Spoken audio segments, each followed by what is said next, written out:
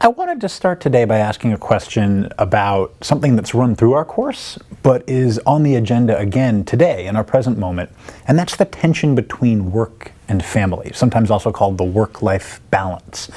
And I wanted to start by asking what exactly it is we mean when we say work-family tension or work-life balance. What are we speaking of when we talk about this issue?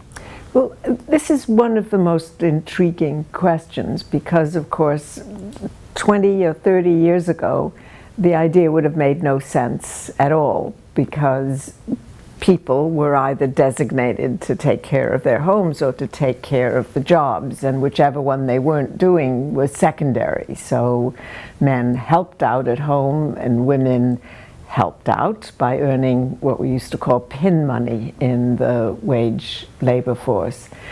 But as women have more and more entered the workforce as permanent members of the wage labor force, and as their wages have become not helping wages, but absolutely essential to running families. So in almost a third of all families now, where there are husbands and wives both earning wages, women earn more than their partners earn. On the other hand, there are, of course, millions of families where there is only one wage earner, and that wage earner is often a female. Now, here's the problem.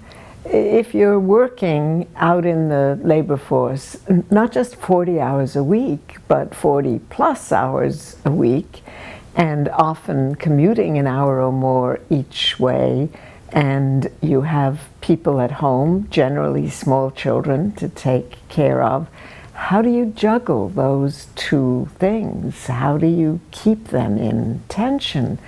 Well, it used to be that if a woman earned wages, she would earn wages at a part-time job, and now she earns wages at a full-time job. And the family can't live without those wages.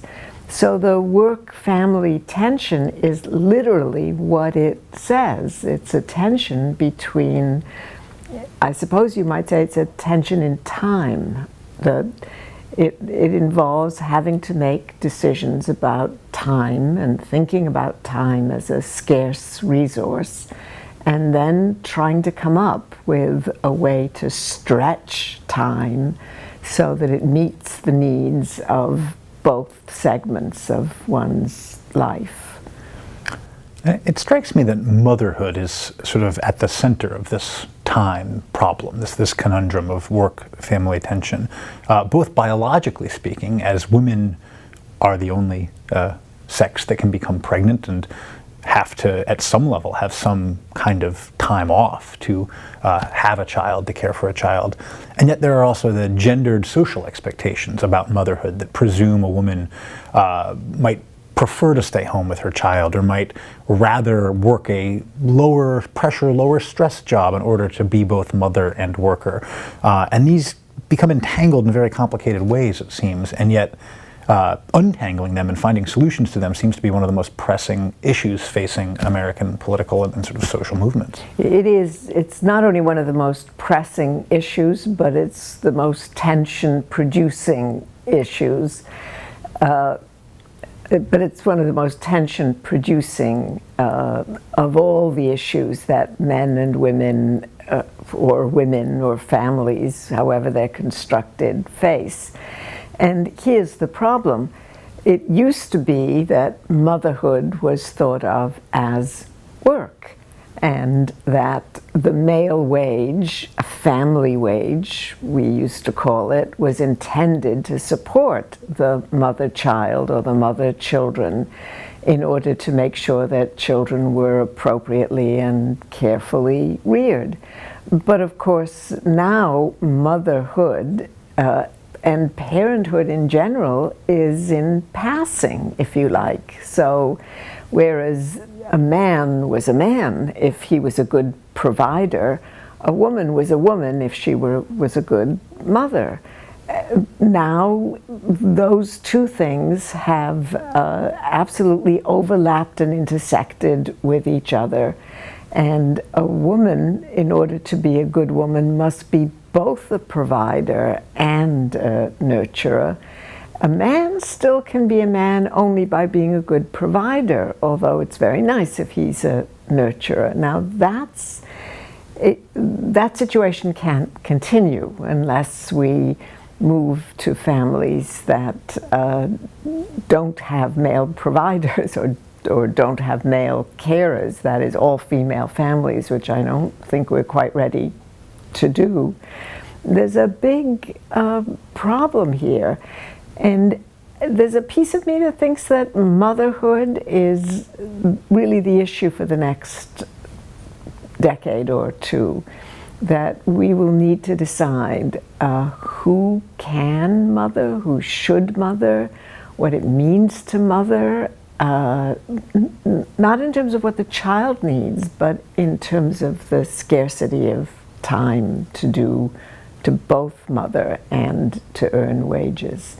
It seems to me that this tension raises questions both about the workplace and about government policy. And I want to ask about government policy first.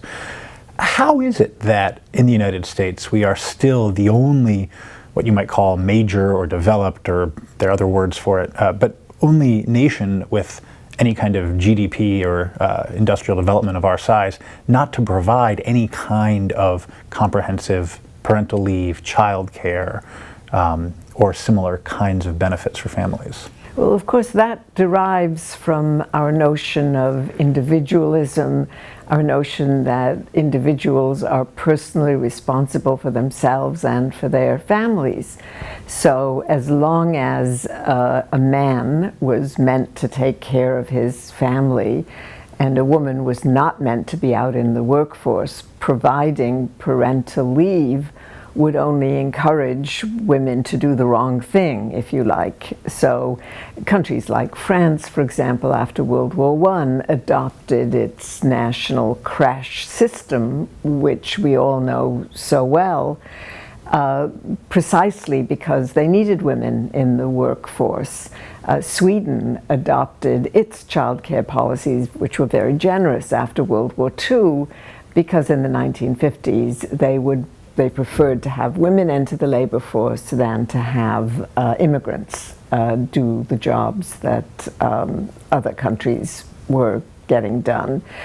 In the United States, we assumed, not always rightly, and certainly not with respect to the poor and many African Americans, we assumed that women could not and should not be in the wage labor force, and therefore providing parental leave for those women would provide an incentive to do what the nation didn't want them to do altogether. One of the most interesting things about this is how that ideology has built up, if you like, and been perpetuated in the last 40, 50 years or so with the rise of a free market fundamentalist, anti-big government sensibility. The notion that even though we now understand that men cannot support whole families, we do not want the government interfering in family functions at all. And therefore, this has been the entirely wrong time to open up the question.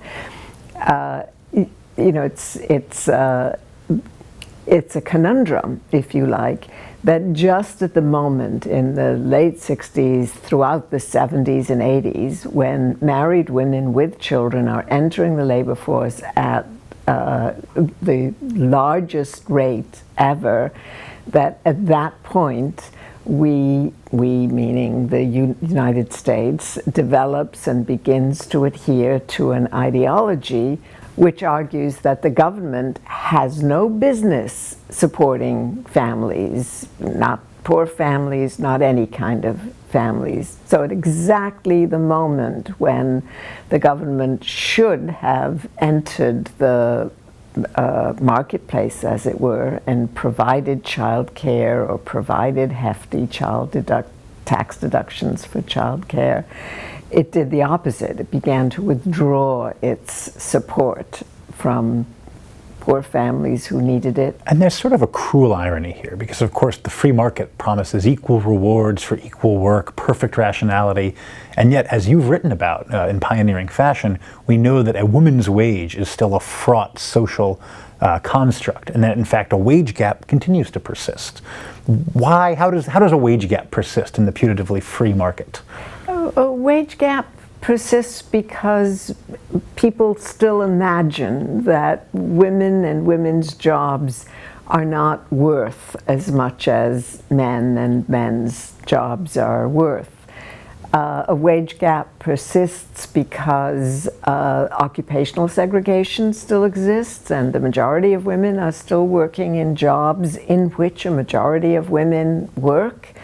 And those jobs are paid less than the jobs in which men work. So, in the 70s, when the subject of comparable worth came up, instead of equal pay for equal worth, it was equal pay for jobs of comparable worth. People began doing studies that compared the amount of responsibility and skill and education required for one job or another.